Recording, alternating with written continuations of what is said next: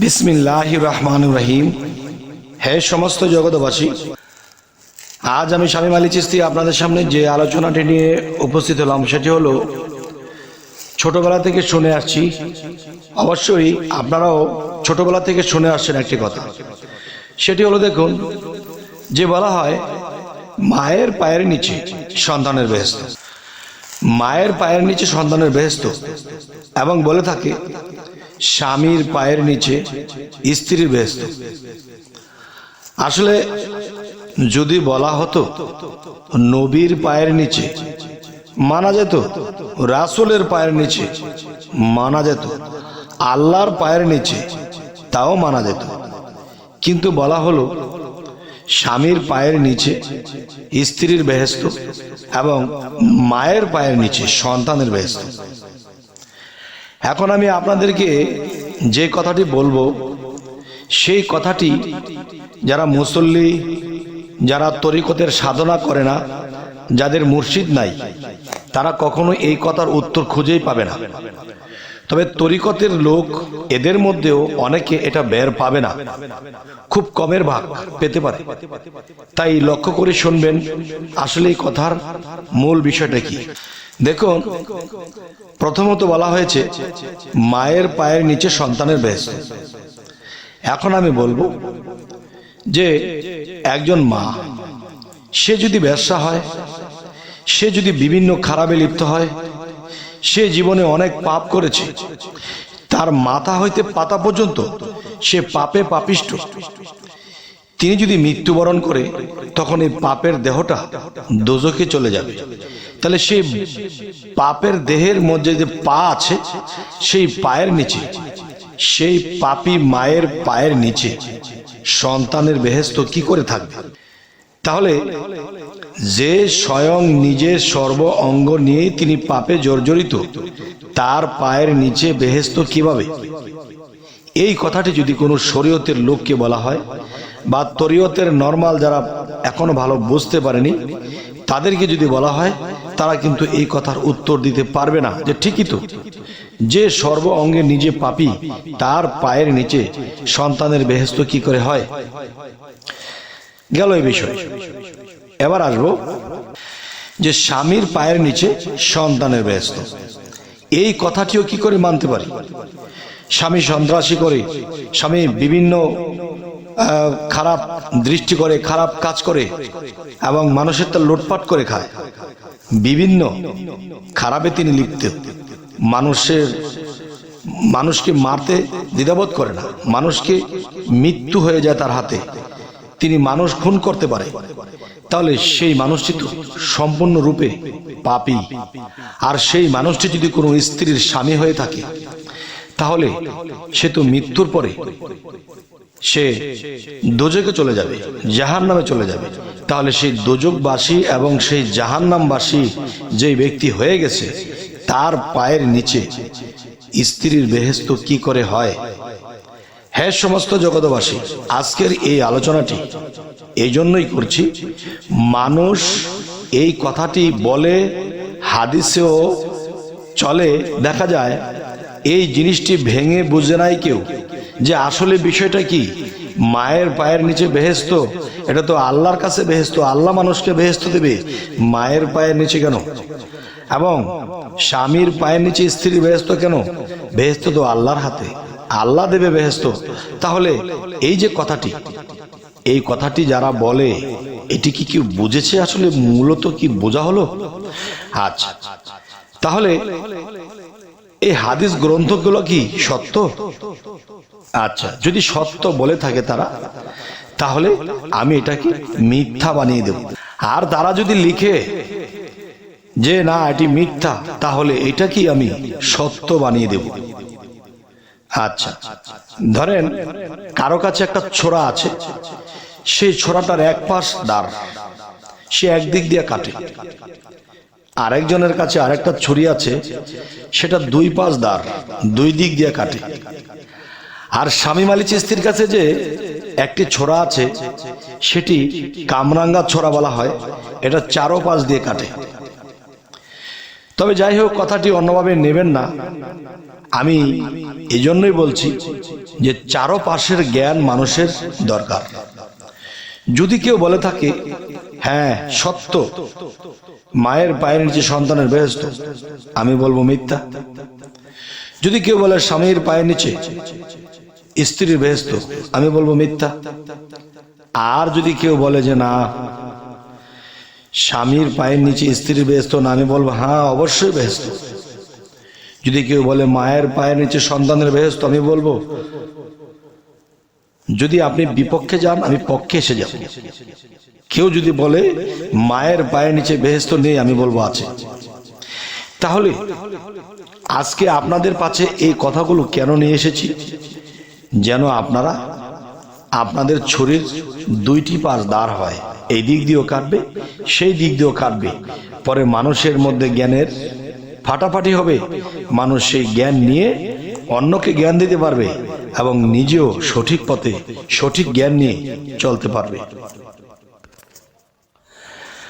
এখন আমি যে কথাটি বলবো দেখেন, যে সেই বেহেশতটি কোথায়? পরকালে। স্বামীর পায়ের নিচে যে বেহেশতটি সেটি কি পরকালে? নাউজুবিল্লাহ, আস্তাগফিরুল্লাহ, না, মিথ্যা। যদি বলা হয় মায়ের পায়ের নিচে সন্তানের বেহেশত, এটি কি পরকালে? নাউজুবিল্লাহ, আস্তাগফিরুল্লাহ। পরকালের সমস্ত জান্নাত, সমস্ত বেহেশত এটি স্বয়ং আল্লাহর হাতে। আল্লাহ যাকে এই বেহেশত দেবে সেই পাবে। কিন্তু মায়ের পায়ের নিচে জান্নাত কোনটা? দেখেন বেহেশত, এই বেহেশত শব্দের অর্থ কি? আমি অন্যান্য ভিডিওতে বলেছি যে বেহেশত শব্দের অর্থ যে শান্তিময় স্থানকেই বেহেশত বলা হয়। খেয়ে শান্তি, পরে শান্তি, শুয়ে শান্তি, কয়ে শান্তি, সবকিছু করে শান্তি, যেখানে শান্তি সেখানেই বেহেশত। আচ্ছা, তাহলে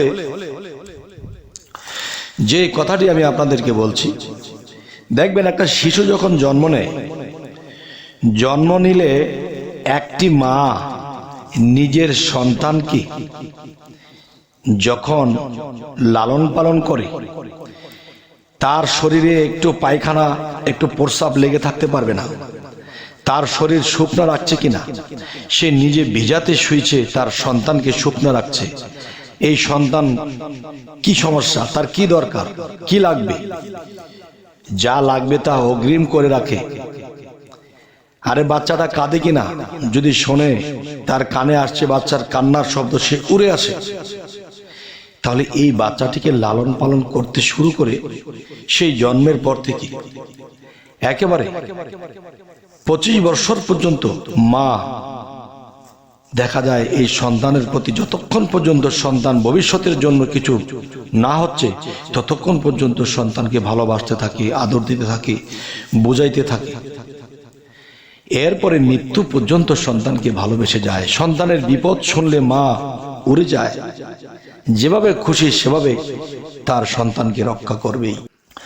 সন্তানকে ভালো রাখার জন্য যা করতে হবে মা তাই করবে। তাহলে বোঝা গেল কি? তাহলে বোঝা গেল এটি যে মায়ের কাছে সন্তানের শান্তি লুকায়িত। মায়ের কাছে সন্তানের শান্তি লুকায়িত। দেখবেন একটা মা জন্ম দেওয়ার পরে, একটা সন্তান জন্ম দেওয়ার পরে মা মারা গেলেন। মারা যাওয়ার পরে কি হলো? তখন সে বাচ্চাটিকে অন্য কাউকে লালন পালন করতে দিয়েছে, কিন্তু মা তাকে যে সেবাটি করত, মা তার জন্য যে ছটফট করত, যেরকম করত, এটা অন্য কেউ কিন্তু এটা করছে না। ওই হাগামতার উপরে পড়ে আছে, আচ্ছা এটা পরে পরিষ্কার করবো না, বাচ্চাটা কাছে কাঁদুক, পরে দেব না। তার মানে মায়ের জ্বলাটা তার মধ্যে নেই। আর এখানেই বলা হয়েছে সন্তানের বেহেশত মায়ের পায়ের নিচে। তার মানে সন্তানের শান্তি সমস্ত মায়ের কাছে লুকায়িত। সে মার মতো ভালো কেউ বাসবে না। আর এখানেই শান্তি, এই দুনিয়াতেই। আচ্ছা, তাহলে আজকের ফয়সালা হলো কি? যে মা যে সেবা করবে, যে খাওয়াবে, যেভাবে রাখবে, অন্য কেউ রাখবে না। এ হলো মায়ের পায়ের নিচে সন্তানের বেহেশত। এই দিক দিয়ে বোঝানো হয়েছে। এবার আসি স্বামী পায়ের নিচে। দেখুন যে একটা স্ত্রী, তার একটা সন্তান আছে, তার একটা মেয়ে সন্তান, একটা ছেলে সন্তান আছে, এই মা সহকারে 3 জন। কিন্তু সেই স্ত্রীর স্বামী দূর দূরান্তে কাজ করে, তিনি নিয়মিত টাকা পয়সা কামায়, তাদেরকে সংসার চালাচ্ছে, যেখানে যা লাগছে তাই দিচ্ছে, তারা রান্না বাড়া করছে, ছেলেমেয়েরা পড়ালেখা করছে, সুন্দর চলছে। তো এরকম করতে করতে হঠাৎ করে স্বামী অ্যাক্সিডেন্ট করে মারা গেছে। স্বামী যখন মারা গেলেন তখন কি হলো, সেই সন্তান দুটো নিয়ে মা দুদকের বসবাস শুরু হয়ে গেল। নাই কামাই রোজগার, নাই কোনো ব্যবসা বাণিজ্য, নাই কোনো কিছুর ব্যবস্থা। তখন সে মা স্বয়ং নিজে কোনো কাজ করে খেতে হয়, মানুষের বাড়িতে বা এমনি সেমনে কাজ করে তার চলতে হয়। তাহলে এই কষ্টটা কোথা থেকে এসেছে? সে তো 2 দিন আগেও সে খুব খুশি ছিল, শান্তিময় ছিল, ছেলে মেয়েদেরকে নিয়ে খুবই শান্তিময় ছিল। কিন্তু এখন তিনি কি হলো, তিনি স্বামী যখন ইন্তেকাল করলেন, ইন্তেকাল করার সাথে সাথে যখন সেই ইনকাম বন্ধ হয়ে গেল, টাকা পয়সা আসা বন্ধ হয়ে গেল, তখনই কি হলো, সেই স্ত্রী স্বয়ং নিজেই অশান্তিময় হয়ে গেলেন। আর অশান্তিময় একটা স্থানকেই দোজক বলা হয়, মানে অশান্তির মধ্যে পড়ে গেলেন। তাহলে অশান্তির আরেক নাম যদি দোজক হয়, তাহলে কি হয়েছে, সেই স্বামী এখন নেই, স্বামীর পা নেই, স্বামীর পায়ের নিচে আর স্ত্রীর বেহেশত নেই। তাহলে বোঝা গেল কি, একজন স্বামী সে দূরে দাঁড়ে যাই হোক, ব্যবসা বাণিজ্য, চাকরি বাকরি যাই কিছু করেছে, সংসারের অর্থনীতি দিয়ে সে চালিয়ে গিয়েছে। এখন কি হাল হলো, যেখানে দোজক সেখানে বেহেশত। তাই বলবো, হে সমস্ত জগতবাসী, যতদিন স্বামী ছিল ততক্ষণ তিনি সেই সন্তান নিয়ে সুখে শান্তিতে ছিল। আর যখন স্বামী চলে গেল তখন অশান্তির মধ্যে পড়ে গেল। অশান্তির আরেক নাম হলো দোজক, আর শান্তির আরেক নাম হলো বেহেশত। তাহলে সেই দোজক বেহেশত কি, মায়ের পায়ের নিচে যে বেহেশতটি, সেটা কি পরকালে? না। আপনার স্বামীর পায়ের নিচে যে আপনার বেহেশত, সেটা পরকালে না, এইকালেই। তাহলে বিষয়গুলো এই, কিন্তু হাদিস এই কথাগুলো ভেঙে বলেনি।